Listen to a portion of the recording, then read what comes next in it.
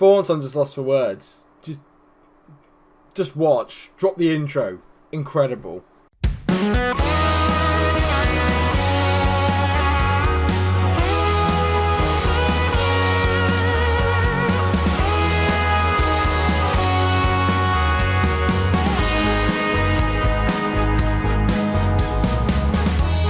We're sixth. We're sixth, viewers. And if we win today's game against QPR, who are bottom of the table, we will go into the Champions League places halfway through the season. Unreal. Hello everyone, welcome to the FM20 Leeds United save, and oh my word, we are in scintillating form. It's just a sea of green. Since we beat United, 4 more wins notched up in the Premier League, all on the bounce. Absolutely incredible. We've lost to Manchester City 2-0 in the Carabao Cup, but let's face it, we're not bothered about that, and we've got a really busy Christmas period coming up with QPR and Burnley, today's games, followed then by Newcastle, Fulham and Norwich. It is another 5 games that you would anticipate we should really be looking to win. And where would that lift us? At the moment, we are not focusing on a relegation battle, we are focusing on Europe. I mean, look at it. We're on the same amount of points as United and they played a game more.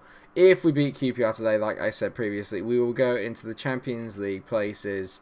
It's nothing short of incredible. I've never been so happy with a run of form or a team at this level in ages. It's not all sunshine and rainbows, though, to be fair. Jean-Kevin Augustin is injured and will be out for probably about another 3 weeks or so. So, not all brilliant. Right, so the team for today. Kiko Casillas in goal, Jordan Lukaku, Van Hunten, Holding and Fredericks make up the back four. It's kind of become the usual back four now. And we have the usual midfield of Calvin Phillips and Seb, both playing brilliantly. Kishner, Quissant and Jason all are in support of Joshua Zirkzee, who leads the line today. It's basically full strength, apart from the fact, obviously, that we don't have Jean-Kevin Augustin there. I'm going to assertively say I'm expecting to see a better performance tonight. That we always get a good reaction when I say that. We were against City, but we were absolutely battered, to be fair, at home. I don't expect us to win, obviously, but the boys didn't like it. And whenever the boys don't like losing only 2-0 to City, you know you're on to a good thing. They're born winners in this team, and they don't want to achieve anything less than perfection, and I absolutely love that. I've deliberately not been looking at the league table, so I don't get too excited by how we're getting on. Not going well for QPR this year in the league. They are down in 20th, and have literally only got 6 points all season, so of course I'm expecting them to turn up today and beat us, because that's just usually the way that these things work. But let's hope that I'm wrong. Seb on the ball as we automatically start dictating the play. Jason now drifts inside. Plays okay, I thought it was a crossfield ball. That was apparently a shot. Well worthy of a highlight. Even in the games where we've not played well, we played Aston Villa at home, and they're a team that we should really be looking to beat. And we did beat them 1-0, but we were awful. John, literally for about 80 minutes we were awful, and then we just got a last-minute winner. And it's just stuff like that that makes you think that we got good players in this team. Like, we've got good characters as well, and it's exactly what we need, and I'm hoping that the good form will carry on. Kishner's carrying a bit of a knot, which is a bit worrying, so I might have to bring on Durrami! I mean, that is a wonderful goal. I knew... of course, obviously. I mean, this is a wonderful goal, but I'm not going to lie about how irritated I am by it. Manning, it's a decent ball in, but I mean, that is it's in off the post. It's a sensational finish. Feeling a little bit shafted there, but okay, it's fine. I can't be shafted every time they score. To be fair, that's the first shot they've had on target, and they've scored it, and it was an absolute worldie. So you can't argue too much with it, and we've not done enough with the ball when we have had it. Kishner, though, is on it here. Drifts inside, into the box, tees it in. Zirkzee, you have to score that. I'm sorry, mate. You have to score that. He's just not Jean-Kevin. Not good enough from Zirkzee. I need him to get the goals. This is where I am beginning to get a bit worried, is that when we don't have Augustin, we do tend to struggle to get the goals. And you can tell, even though we're doing really well in the league, as Zirkzee misses yet another sitter, our goal difference is 0. So... we score a lot. We don't. I can't say we score a lot or we concede a lot. It just feels like a bit of both. And Zirkzee's having, he's in the region. That's what I'll say. He's getting into the areas of which to score. So he's looking threatening. You'd like to think then that eventually his luck will turn and one of them will go in. But I've watched him enough this season to know that that's not the case. Joanna Lumley in goal is doing my absolute nut in. Absolutely fabulous. I have a bit of a thing for Joanna Lumley. I know she's a bit of an older lady now, but wow. That bit in Wolf of Wall Street, yeah, wow. If any of you have seen that, you'll know what I'm talking about. Kishner on the ball here. Plays it forward. Lovely ball into Jordan Lukaku. Lukaku on the ball. This has got to be a decent delivery. Into Xerxes. Guess what, guys? It's gone over the bar. Because, Josh. Just, you're killing me, mate. Where is your talent? Where is it? Unlock it. I feel like Xerxes is like the Anakin Skywalker of the entire series. And so he's not a villain, but he's a sympathetic player. He's there. He's kind of playing second fiddle to Obi-Wan, which is Jean-Kevin Augustin. It's just not going for him at the moment. And he just needs like someone like a Palpatine to come in and teach him the way to score. And then he will unlock his unlimited power. And that is exactly what he could have if he could just bloody finish. In my opinion, Jean-Kevin Augustin is evil. Well, then you are lost. I don't want to say it, but I mean, look at the stats. Just look at the stats. Quisance puts the ball in. Xerxes, unlimited power. Joshua Xerxes gets his 4th goal of the season. 40th time's the charm. Well done, mate. Well, we scored, and of course, it's Mikael Quisance with the assist. Could it have been anyone else? Xerxes, that's probably the hardest finish he's had all day. Literally, it's the hardest one he's had all day. Oi, oi. Actually, I'm going to do some Kishner. I'm going to take him off and bring on Darame! Right, come on then, boys. We can go on and win this and make it 6 straight wins in the league, which would be insane. Insane in the membrane. Lukaku. Tease it. Xerxes doesn't win the header. Calvin Phillips. Goal. Oh! Unlucky, mate. He smacks it just over the bar. I called it before he'd even hit it. I thought that's going in. No one's there. And now they're in again. This is going to be a goal to QPR. Manning is in. He won't miss. He won't miss. What a save by Kiko Casilla. QPR coming into it in the last 10 minutes. Not what I needed, really. I was hoping we would just continue the pressure. They whip it in. Barbet. That's another save by Kiko Casilla. They've actually had shots. I've never seen anything like it. The highlight continues. Darame. Plays in Xerxes at the post. Don't get me wrong. We still absolutely battered them here. And I'm a bit annoyed. But Joanna Lumley, when she plays at a 7, not a lot you can really do. A 1-1. A little bit disappointed. I'm going to sound lucky, boys. Just wasn't our night. Because in truth, clearly it wasn't. We had more shots than them. We dominated the game. It just wasn't enough. We are 4th in the Champions League places. Ryan Fredericks just stubbed his toe and is out for 2 weeks. Well, that doesn't seem like a very fair way to do it. Ricardo Kushner's got a tight hamstring out for 1 to 2 days. 6 unbeaten for Leeds following the draw. Pretty good, to be fair. And now it's Burnley at Turf Moor, which could be potentially a really, really difficult game. I decided I'd bring you 2 away games today. Part of me wanted to go for the Newcastle game because that's a game I do think that we might well win. Our home form is just scintillating. One bit of news for you all is that I'm actually selling Wes Morgan. He's been complaining. I'm a bit disappointed that I'm going to have to let him go because he's He's a big part of the dressing room. He's obviously a leader. He's won the Premier League. He's got experience. So, did I just see that right? I just think I saw the words holding loan ends. Stop. Oh no.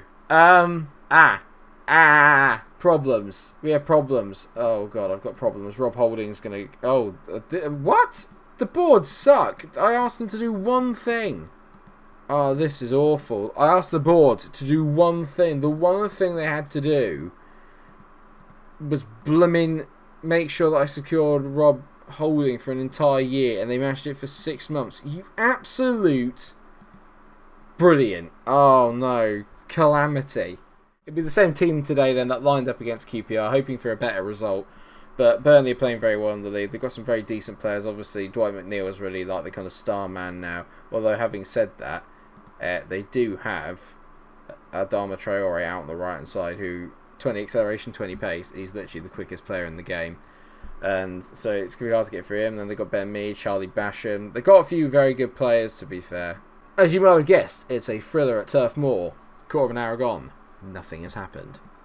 I see why Rob Holding might want to get into Arsenal's first team because they're playing Mohamed El Neni at the moment. So, fair enough, because he's just scored.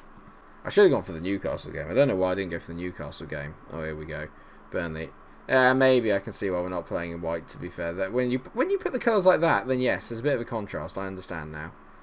Kyle Walker-Peters here. Just roasts Jordan Lukaku and Ashley Barnes heads in. It's only the first highlight, so, you know.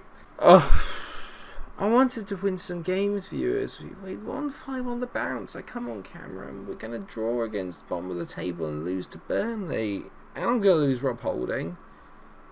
This episode's turning into a complete catastrophe. We're very front foot, but at the moment I feel very much on the back foot here. We're literally just being bombarded by Burnley. But maybe we can nick something undeserved, I'll add, before half time. John Lukaku's got so much room to run into. Lukaku tees it. Xerxes. This isn't Bernard's watch, mate. You don't have all the time in the world. That's a reference. 1-0. Not happy. Very, very unsatisfied with what I've just seen. The Kitchener's coming off. He's been awful. We're going to bring on Durrami because I need something. I was hoping that if we could just press them, we'd win the ball back. But they go back to front so quickly that they're just bypassing any of the press at the moment. Adama Traore plays into Walker Peters, who's just... I mean, is Jordan Lukaku even there today? I'm not going to have a go at Jordan Lukaku. After the performance he put against United, I can't call him out. I can't call him out on anything.